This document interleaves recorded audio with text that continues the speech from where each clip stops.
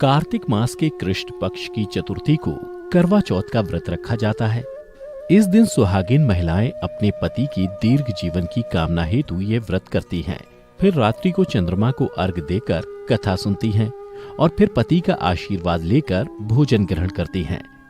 आज की इस वीडियो में हम आपको करवा चौथ की कथा सुनाने जा रहे हैं, तो चलिए कथा शुरू करते हैं। नमस्कार दोस्तों, द डिवाइन टेल्स पर आपका स्वागत है। बहुत समय पहले की बात है। किसी गांव में एक साहूकार रहता था। उसके 7 पुत्र और एक पुत्री थी। एक बार कार्तिक मास की कृष्ण पक्ष की चतुर्थी यानी करवा चौथ के दिन साहूकार की पत्नी सहित 7 बहुएं और उसकी बेटी ने करवा चौथ का व्रत रखा। फिर जब शाम हुई तो साहूकार के बेटे खाना खाने बैठे तो उन्होंने अपनी बहन से कहा, बहन अब शाम हो गई है, आओ खाना खा लो। तब उसकी बहन ने कहा, नहीं भैया, आज मेरा करवा चौथ का व्रत है और अभी चांद भी नहीं निकला है। चांद निकलने पर उसे अर्घ देकर ही आज मैं भोजन करूंगी। यह सुन 7 भाई मायूस हो गए, क्योंकि वे सभी अपनी बहन से बहुत प्रेम करते थे और बहन को भूख से व्याकुल नहीं देख पा रहे थे। फिर सभी भाई गांव के पास वाली पहाड़ी पर गए और वहां उन लोगों ने एक दीपक जलाकर रख दिया और फिर सभी घर आकर बहन से बोले, देखो बहन, चांद निकल आया है, अब अर्घ देकर तुम खाना खा सकती हो। भाइयों की बात सुनकर साहूकार की बेटी ने अपनी भाभियों को बुलाया और उनसे कहा, देखो भाभी, चांद निकल आया है, आओ हम सभी अर्घ देकर भोजन कर लें। किंतु वे अपने पतियों की करतूत जानती थीं। उन्होंने कहा, बाई जी, अभी चंद्रमा नहीं निकला है, तुम्हारे भाई चालाकी करते हुए अग्नि का प्रकाश छलनी से दिखा रहे हैं। किंतु बहन ने भाभियों की बात पर ध्यान नहीं दिया और भाइयों द्वारा दिखाए प्रकाश को ही अर्घ देकर भोजन करने बैठ गई। किंतु जैसे ही पहला कौर खाया, उसे छींक आ गई। फिर उसने मन में सोचा कि शायद दिन भर भूखी थी, इसी कारण शायद छींक आ गई। परंतु छींक शांत होने पर जब उसने फिर खाना शुरू किया तो उसमें बाल निकल आया और फिर थोड़ी देर बाद उसके ससुराल से समाचार आया कि उसका पति बीमार हो गया है और उसे जल्द से जल्द आने को कहा है। उधर जब उसकी माँ को ये बात पता चली, अपनी बेटी को विदा करने के लिए साड़ी निकालने लगी तो उसमें भी अपशकुन होने लगा। जब भी वो साड़ी निकालने के लिए बक्से में हाथ डालती, उसे या तो काली या फिर सफेद साड़ी ही मिलती। काफी देर तक यही सिलसिला चलता रहा। फिर साहूकार की बेटी माँ से बोली, माँ, यह सब रहने दो, मेरे पास समय नहीं है, मैं ऐसे ही जा रही हूँ। फिर वह अपने ससुराल के लिए चल पड़ी। तब उसकी माँ ने कहा, बेटी, रास्ते में जो कोई भी मिले उसे प्रणाम करती जाना। बेटी बोली, ठीक है माँ, और वह अपने ससुराल चल दी। रास्ते में उसे जो भी मिलता वो उसे प्रणाम करती और आगे बढ़ जाती। और फिर जब वह ससुराल पहुंची तो उसे दरवाजे पर उसकी छोटी ननद मिली। साहूकार की बेटी ने उसके भी पांव छुए। तब उसने अपनी भाभी को आशीर्वाद दिया, सदा सौभाग्यवती रहो, पुत्रवती हो। उसके बाद जब वह घर के अंदर गई तो उसने देखा कि उसके पति का शव आंगन में जमीन पर रखा है और उसे अंतिम संस्कार के लिए शमशान घाट ले जाने की तैयारी हो रही है। फिर वो पति के शव के पास गई और शव से लिपटकर जोर जोर से रोने लगी। उसके बाद जैसे ही लोग उसके पति को ले जाने लगे तो वो चिल्लाते हुए बोली, मैं अपने पति को नहीं ले जाने दूंगी, और जिद करने लगी। किंतु गांव वाले जब नहीं माने तो साहूकार की बेटी उन लोगों से बोली, मैं भी इनके साथ शमशान चलूंगी, और फिर साथ साथ शमशान चली गई।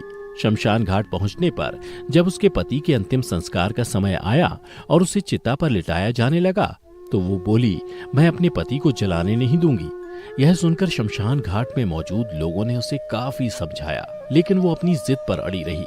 तब गांव वाले आपस में बातें करने लगे कि ये कैसी महिला है जो पहले तो अपने पति को निगल गई और अब उसे मुक्ति भी नहीं मिलने दे रही।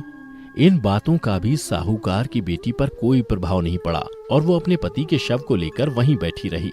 तब गांव वालों ने निर्णय किया कि इसे यहीं छोड़ दिया जाए और इसके रहने के लिए एक छोटी सी झोपड़ी बनवा दी जाए। फिर गांव वाले अपने अपने घर वापस लौट आए। उधर साहूकार की बेटी अपने पति के शव को लेकर वहीं रहने लगी और पति को जीवित करने के लिए हर चौथा का व्रत करने लगी। चौथ के दिन वो पूरे दिन व्रत रखती और फिर शाम को चंद्रमा को अर्घ देती और ज्योति जलाती और चौथ माता से प्रार्थना करती कि वह उसके पति का जीवन लौटा दे। इसी तरह कई चौथ आए। उसने हर चौथ के दिन व्रत रखा और फिर चांद को अर्घ दिया और अंत में जब कार्तिक महीने का चौथ यानी करवा चौथ आया तो उसने अपनी ननद से कहा, बाईसा, कल जब तुम यहाँ आओगी तो मेरे लिए 16 श्रृंगार और सुहाग का भी सभी सामान लेती आना। उधर ननद जब घर पहुंची और उसने ये बात अपनी माँ को बताई तो उसने पहले तो सोचा कि उसकी बहू पागल हो गई है। फिर उसने अपनी बेटी से कहा, तुम्हारी भाभी ने जो कुछ मंगवाया है उसे कल दे आना। फिर साहूकार की बेटी ने अगले दिन करवा चौथ का व्रत रखा और खुद 16 श्रृंगार और सुहाग के सभी सामान पहनकर सज संवर गई और शाम को चांद निकलने पर अर्घ दिया। चौथ माता की ज्योत करे और चौथ माता प्रकट हुई और बोली, करवो करवोले, भाइयों की प्यारी करवोले, दिन में चांद उगाने वाली करवोले। यह सुन उसने उनके पैर पकड़ लिए और बोली, माता, मेरा सुहाग वापस करो। यह सुन देवी ने कहा, बहनों की प्यारी, तुझे सुहाग से क्या लेना देना, तुझे सुहाग से ज्यादा भोजन प्यारा है। यह सुनकर साहूकार की बेटी बोली, माता, मुझसे भूल हो गई, मुझे क्षमा कर दो। तब माता ने कहा, बेटी मेरा पांव छोड़ दो, अब मेरे जाने का समय हो गया है। यह सुन साहूकार की बेटी बोली, नहीं माता, जब तक आप मुझे मेरा सुहाग वापस नहीं करेंगी तब तक मैं आपका पांव छोड़ने वाली नहीं हूं। इसके बाद माता के बार बार कहने पर भी जब उसने उनके पांव नहीं छोड़े तब चौथ देवी बोली, बेटी, क्या तुम अपने सुहाग का सारा सामान मुझे दे सकती हो? तो साहूकार की बेटी ने कहा, माता, मैं सुहाग का सामान क्या, मैं तो अपने पति के लिए अपनी जान भी दे सकती हूँ। उसके बाद उसने सुहाग के सारे सामान माता को दे दिए। फिर माता ने अपनी आंखों से काजल निकाला, नाखूनों से मेहंदी निकाली, मांग से सिंदूर निकाला और फिर उन्होंने अपनी अंगुली उसके पति के मुंह में दे दी। थोड़ी देर बाद उसका पति जीवित हो गया। यह देख साहूकार की बेटी खुशी से झूम उठी और उसने माता को साष्टांग प्रणाम किया। फिर चौथ माता जाते जाते उसकी झोपड़ी को महल में बदल दिया। उधर देर रात जब उसकी ननद उनसे मिलने आई तो उसने देखा कि वहां झोपड़ी की जगह महल बन गया है। यह देख उसे बड़ा ही आश्चर्य हुआ। फिर वह डरती डरती उस महल के अंदर गई जहां उसने देखा कि उसका भाई जीवित हो गया है। फिर साहूकार की बेटी की नजर जब अपनी ननद पर पड़ी तो वह दौड़कर उसके पास आई और बोली, देखो बाईसा, आपके भाई जीवित हो गए। देखो देखो बाईसा, आपके भाई जीवित हो गए हैं। फिर दोनों गले मिले और रोने लगे। उधर जब उसकी ननद घर आकर माँ से बोली कि माँ, भाई जिंदा हो गया, तो उसकी माँ बोली, बेटी, लगता है तुम भी अपनी भाभी की तरह पागल हो गई हो। यह सुन बेटी बोली, नहीं माँ, मैंने देखा है, भाई सच में जिंदा हो गए हैं और भाभी ने आपको गाजे बाजे के साथ आने को कहा है। और उसके बाद सभी घर वाले गाजे बाजे के साथ अपने बेटे को लेने पहुंचे और वहां पहुंचकर जब साहूकार की बेटी की सास ने देखा कि सच में उसका बेटा जिंदा है तो वह अपनी बहू के पैर छूने लगी। यह देख बहू बोली, माँ, आपका बेटा वापस आ गया है।